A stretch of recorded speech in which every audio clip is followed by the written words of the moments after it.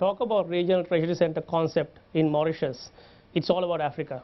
So let me ask you a question. Is Africa a continent or a country? The last I checked, it was a continent. Yeah.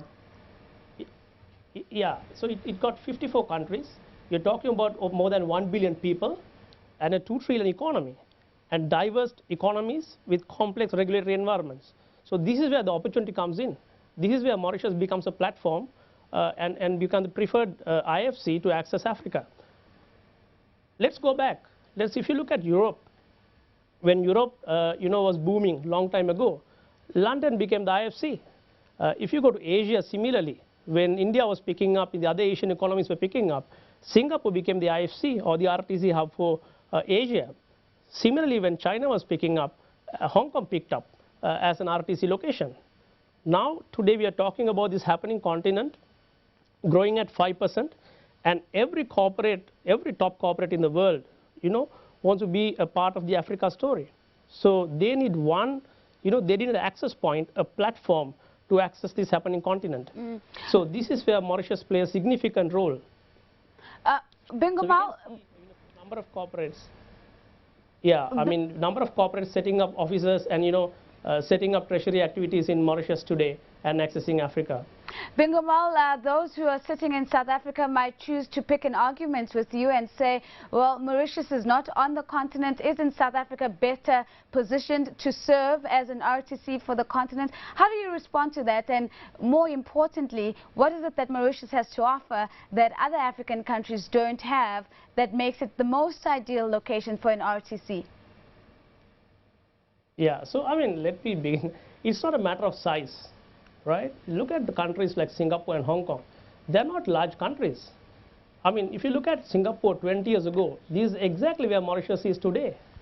So if I sum up, where Mauritius is as an international financial center, number one, it has a very strong regulatory framework. It is consistent and transparent. Now, the second one is the country got a very strong regulatory, legal framework. We follow the English law, and the ultimate decision maker is the Privy Council of London.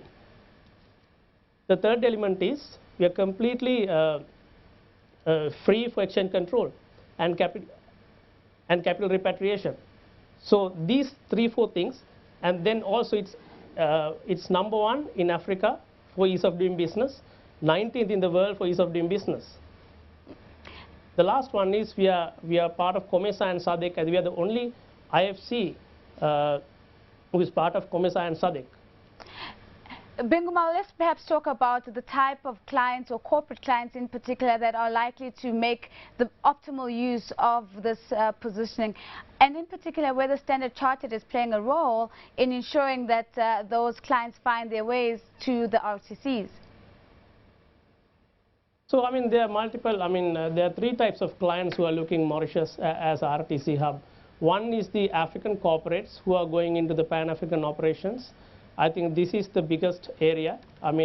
These clients are more and more looking at Mauritius as RTC location. Then you have the Chinese and the Indian corporates who are looking at Mauritius as a platform. Also, you have the global corporates or the multinationals who have started picking up Mauritius. They have small shops here at the moment.